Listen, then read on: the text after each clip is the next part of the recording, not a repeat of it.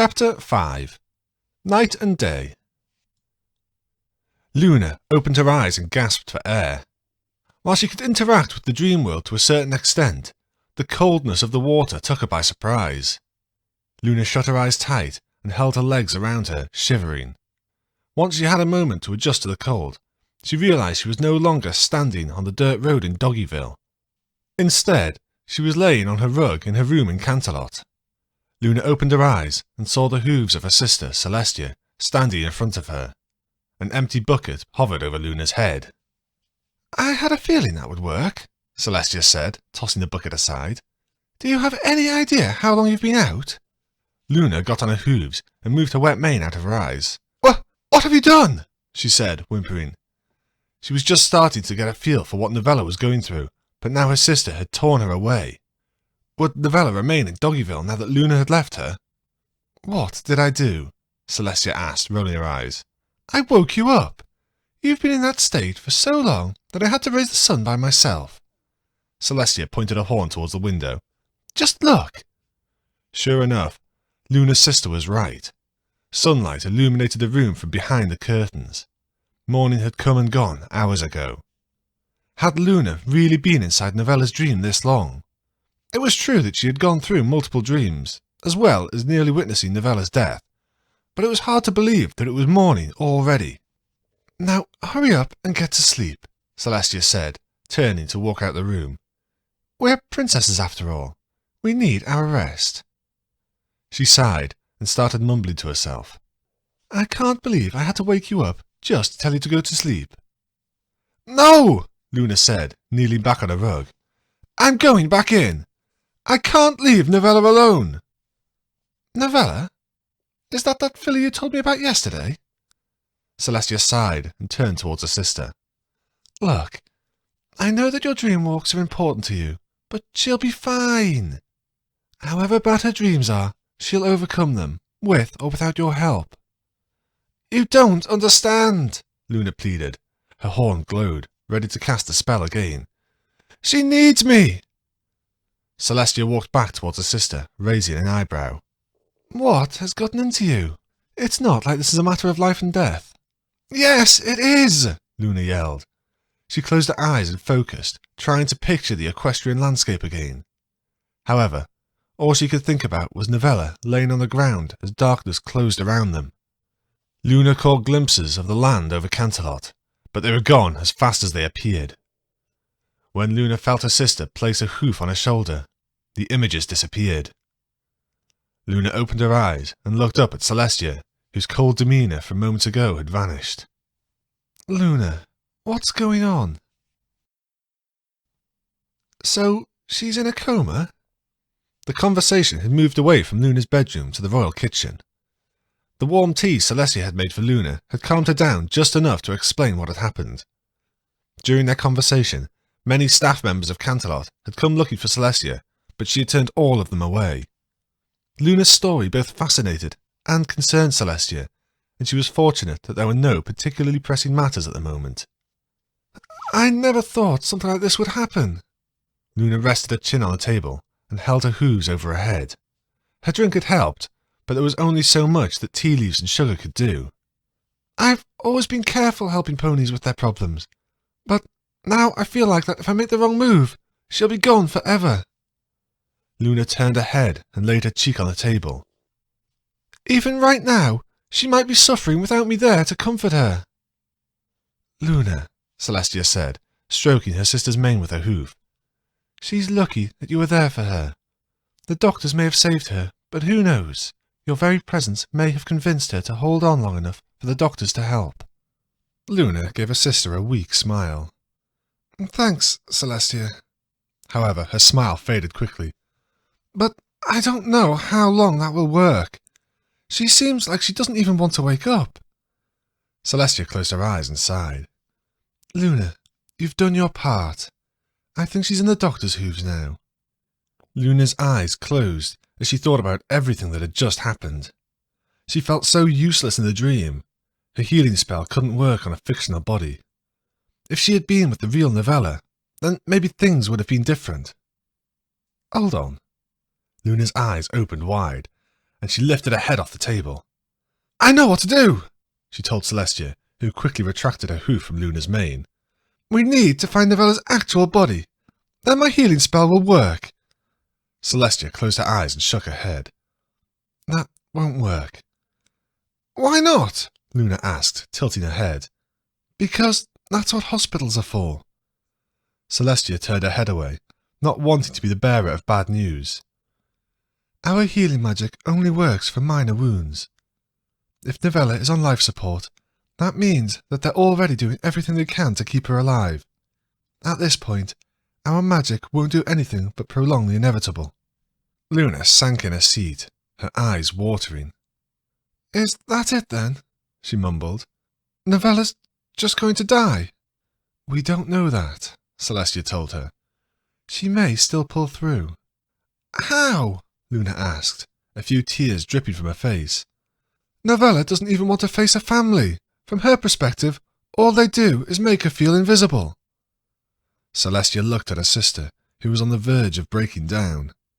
Celestia closed her eyes and let out a deep sigh. "Then maybe some pony needs to convince her otherwise." Luna wiped her eyes with her hoof and looked up at her sister. "You really think so?" Celestia's eyes darted away from Luna's. "Well, it makes sense if you think about it. If the doctors can keep her alive, then all Novella needs is to convince herself to wake up. Right now, you're the only pony in Equestria who can reach her." Luna sniffled, then straightened herself up. "Then it's settled. I'm going back to my room right now to help her." "Not so fast." Celestia held up a hoof and looked back at her sister. "Your dream magic isn't the same as going to sleep. The longer you keep it up, the more you'll wear yourself out." "So I'll be a little tired," Luna replied. "I think I'll be able to handle it." Celestia stood up. "This isn't like studying for a test, Luna. You're dealing with a magic spell that's still relatively new. If you cast it improperly, or your physical body becomes too exhausted to handle it, what do you think will happen?" Luna stood up and glared at her sister. "Well, I'm not going to just go to sleep and hope she doesn't die. Is that what you expect me to do?" "Of course not," Celestia yelled back. She sighed and tried to calm herself down before continuing.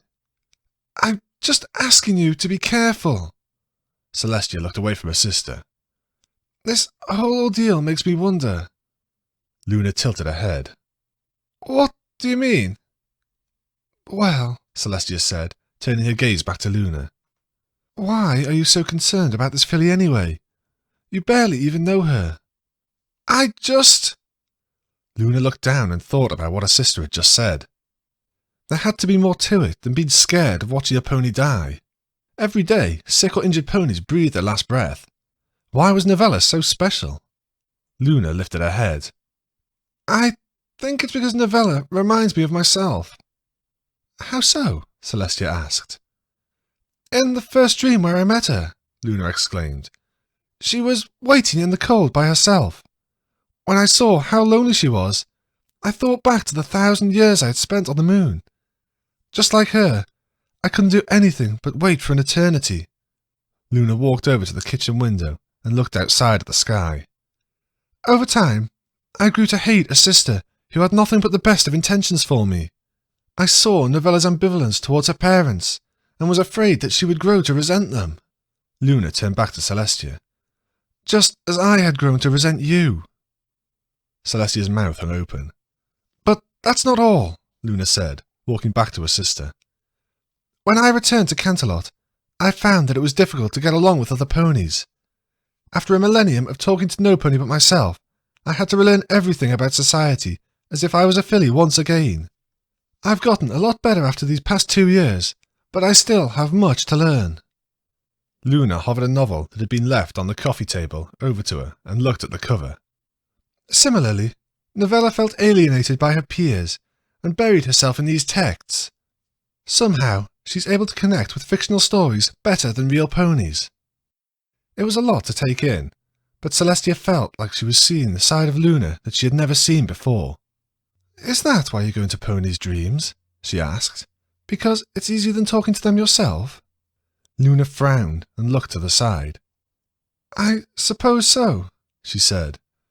"Seeing their problems for myself reminds me that they're just as vulnerable as I am." For a moment, Luna and Celestia were silent. Instead of saying anything, Celestia walked over to Luna and hugged her. Luna reciprocated, and a tear fell from her eye. A minute later, Celestia let go and smiled at her sister. "All right, go on." Celestia pointed her horn toward the door. "You have a filly's life to save." Luna smiled back. "Thank you, sister." Just as she was heading through the door, she remembered something else. "Oh, and Celestia?" "Yes, Luna. Could you see if you can find Novella? I don't know if having her physical body would help me at all, but it couldn't hurt to try." Celestia frowned. "It'll take some time. Manhattan's a big place with multiple hospitals. Not to mention, there are rules about sharing sensitive information. But you'll still do it?" Celestia nodded. "Of course. No matter how long it takes, we'll find her." Navigating the dream landscape during the day was much harder than it was during the night. The white orbs that represented dreams were much harder to spot with the sun beating down. Light reflected off the various dust and dirt particles in the air, obscuring Luna's vision. Even her eyes were an obstacle. They were used to the darkness, not the sun. However, Luna pushed herself forward, determined to save Novella. As difficult as it was to make her way over to Manhattan, Luna found that spotting the filly's dream was remarkably easy. After all, few ponies slept during the day. Luna was about to enter the dream when she realized this was her chance to figure out which hospital Novella might have been staying at. The orb floated far above the city, but hopefully Luna would be able to identify the hospital with an educated guess. However, when Luna floated closer to the ground, she ran into complications. Ponies walking on the street were nothing but brightly coloured blurs. Buildings were nothing but brown, grey blobs, and signs were unreadable.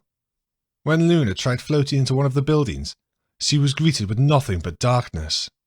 It seemed her dream spell had limits. Even if Luna could figure out which building was Novella's hospital, she wouldn't be able to see the building's name, and the street signs were illegible as well. Defeated, Luna floated back over to Novella's dream orb. This time, the orb wasn't as dark as it was the previous night, but it wasn't glowing purely white either. Instead, the orb was a solid grey. As Luna approached it, she felt a sense of resentment. Not panic, as it felt during the zombie dream, just frustration. The happy puppy society the dream had been when she left was definitely gone. Luna braced herself, ready to save Novella's life. When Luna entered the orb, her hooves landed on a solid grate. The air smelled disgusting and caused her to cough a few times before she could adjust to it. Luna held her breath as she took in her surroundings. The grate was on the second floor of some sort of laboratory. Several metal containers of various shapes and sizes were spread across the floor. The grate Luna stood on was off to one side of the room. She turned around and saw a door, but when she tried to open it, it didn't budge. It must have been the limits of the dream. Luna walked down the stairs on the end of the grate and got a look at the room from the ground level. The linoleum floor was solid red, and whenever Luna took a step on it, it echoed. As she walked around, she saw several test tubes that were sealed shut. Each of the metal containers had several switches and buttons, and they looked arranged in a very deliberate way. It didn't take long before Luna heard hoofsteps. On the other side of the room, a pony wearing a bright yellow hazmat suit stepped out from behind one of the containers.